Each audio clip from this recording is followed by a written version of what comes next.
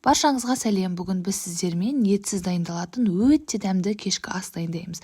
Ол асқабақтан жасалған орама ханым. Өте керемет дәмді болып шығады. Міндетті түрде жасап көріңіздер. Ең алдымен електен өткізілген ұнымызға тұзымызды саламыз. Оның үстінен бір жұмыртқамызды жарып, және де сұйық май суымызды құйып аламыз да жақсылап алдымен қасықтың көмегімен араластырып аламыз. Одан кейін қолдың көмегімен жұмсақ етіп қамыр илейміз. Қамырымыз өте жұмсақ болып шығады. Енді сыртынан пакет кигізіп 15-20 минутқа қалдырамыз. Бұл аралықта салмасын дайындаймыз. Ол үшін бізге бары болғаны асқабақ пен пияз болса жеткілікті. Ең алдымен пияздарымызды видеода көріп тұрғандарыңыздай ұсақ етіп турап аламыз.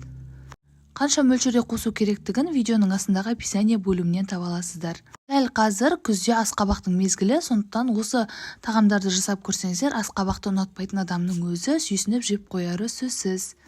Және де алдын ала жуып тазаланған асқабақтарымызды үккіштен өткізіп дайындап аламыз. Өте дәмді болып шығады. Мінекей көріп тұрғандарыңызды барлығын үккіштен өткізіп дайындап алдық. Енді бір ыдысымызға саламыз. Оның үстінен бөлме температурасында осылай еріп тұрған сармайымызды ұсақ етіп турап алып қосамыз. Өте әдемі, жұмсақ дәм береді. Майды міндетті түрде сармайдан қосыңыздар. Көріп тұрғандарыңыздай салманың үстіне саламыз. Одан кейін татымына қарай өз қалауларыңыз бойынша дәмдеуіштер қоссаңыздар болады. Мен зира, қызыл бұрыш және тұз қостым. Және де жақсылап қолдың көмегімен араластырып аласыздар. Осымен біздің салмамыз дайын, өте оңай дайындалады. Енді қамырымызды алып теңдей 2 бөлікке бөліп, жоқа етіп жайып аламыз. Дәл осы рецепт бойынша бізде 2 орама ханым шығады.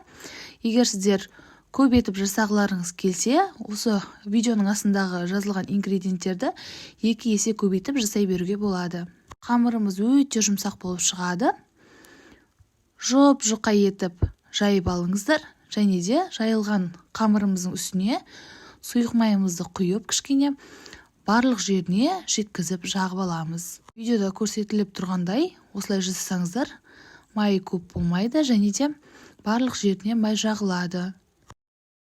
Алдын ала дайындап алған салмамызды теңдей 2 бөлікке бөлеміз. Егер сіздің қамырыңыз қанша, дәл солай бөлікке бөліп аласыздар да барлық жеріне бір келкі етіп осылай қолдың көмегімен орналастырып шығып, рулетик етіп ораймыз. Ет қосылмаса да өте дәмді болып шығатын тағамдардың бірі, маған өте қатты ұнады. Сіздер де жасап көріңіздер. Жақсылап орап алдық. Енді манты қазанымыздың астын міндетті түрде майлап, оның үстіне осы орамамызды орналастырып шығамыз. Ақырын алып осылай орналастырып аласыздар.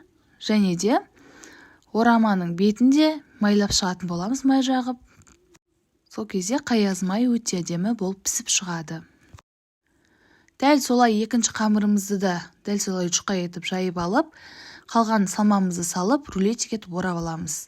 Достар, егер де оңай жасалатын қазақша рецепттерді жіберіп алғыларыңыз келмесе, егер менің арнама тіркелмеген болсаңыз, видеоның астындағы подписаться кнопкасын басып, қасындағы қоңырау белгісін басып, все дегенді таңдап қойсаңыздар, жаңа видео шыққанда сіздерге хабарлама барып тұратын болады. Өз арнамда өте жеңіл, тез дайындалатын, сәтті шығатын рецепттермен үнемі бөлісіп отыратын боламын, сондықтан тіркеліп кетуді ұмытпаңыздар. Егер орама ханымның рецепті ұнаса, достарыңызбен әлеуметтік желіде поделиться батырмасын басып, бөлісуді де ұмытпаңыздар. Өте оңай жасалатын орама ханымды достарыңызбен бірге жасап көріңіздер. Лайк басып, пікір қалдыра отырыңыздар. Сіздер қандай тәсілмен жасайсыздар, міндетті түрде жазыңыздар. Мінекей алдын ала суымызды қайнатып қоямыз және де 40-45 минут аралығында пісіріп алатын боламыз. Сонымен біздің орама ханым дайын, өте дәмді, жұмсақ ауызда ерейтін болып шығады. Міндетті түрде жасап көріңіздер. Астарыңыз дәмді болсын. Сіздермен болған Мадина. Келесі видеода кездескенше.